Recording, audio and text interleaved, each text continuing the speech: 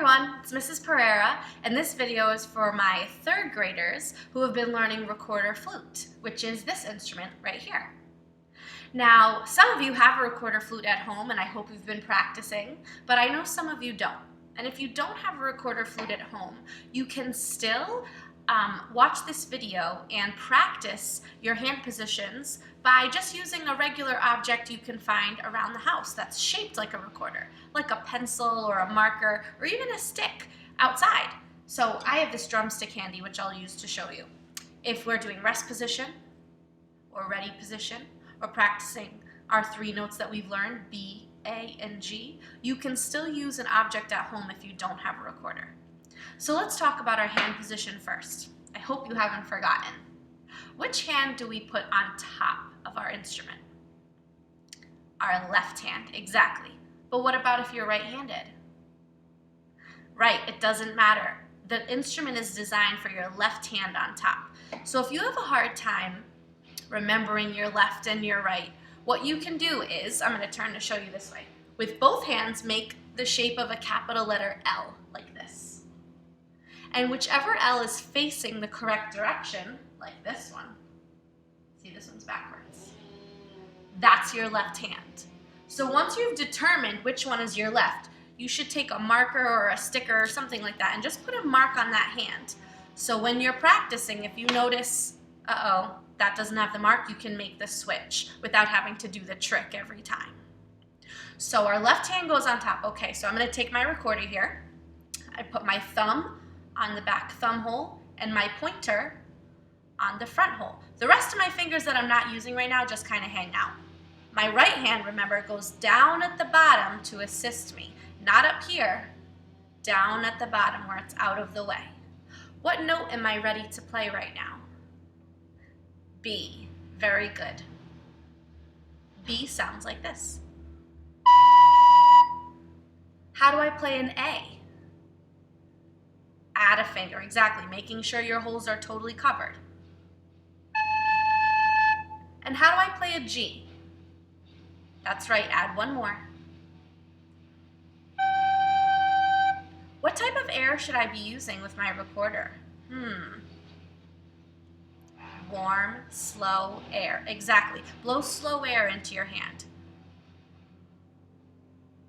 Now blow cold air.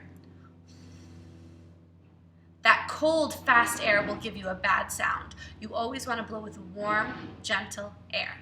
All right, let's try some patterns. So I'll play first. You guys can play second. And again, if you don't have a recorder, you can still practice these hand positions. So let's start on B, me first.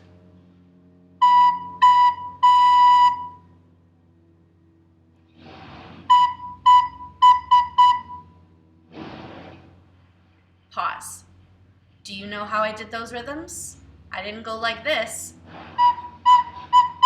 That's not good technique. What I used was my tongue, and I made the T sound. Right? Okay, let's try some A's. So add a finger, check your holes, make sure they're totally covered.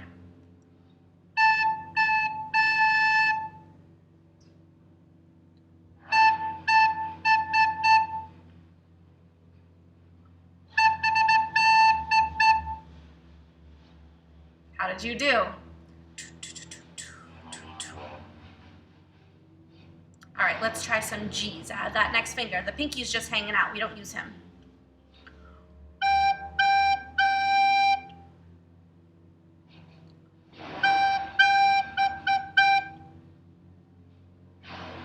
Okay, now let's try some patterns. So I'm going to use my fingers first. I'm going to say the pattern, and then you say it back. Don't forget to move your fingers while you say it, though. B, B, A. B, B, A. Now I'll play it.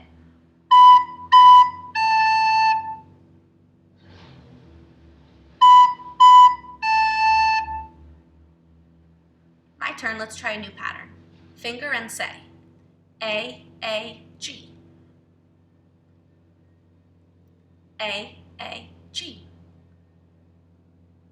That's a little tough because your ring finger is your weakest finger.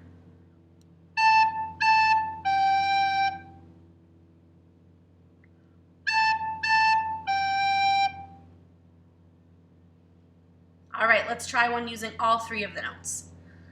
Finger and say first. B, A, G, G, G. Don't forget to tongue using that T sound. Me first.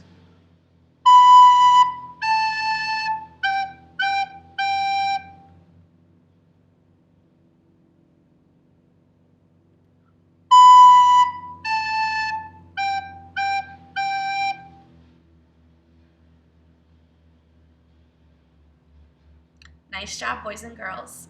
Don't forget warm air. Don't forget to make that T sound on every single note. And don't forget left hand on top. In my next video, I'll play some of our recorder songs. Happy practicing!